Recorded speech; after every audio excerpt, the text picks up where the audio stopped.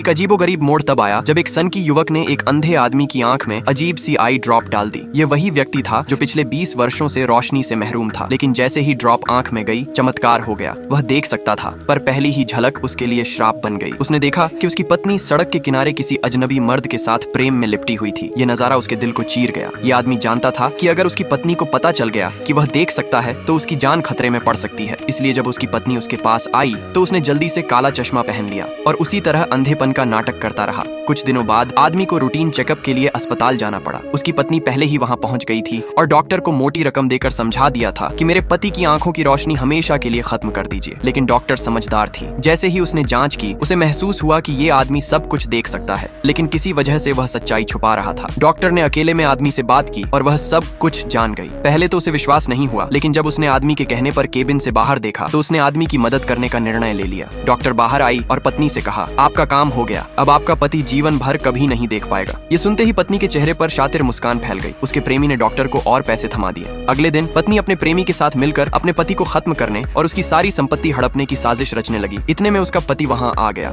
आगे देखने के लिए कमेंट में पार्ट 2 लिखो।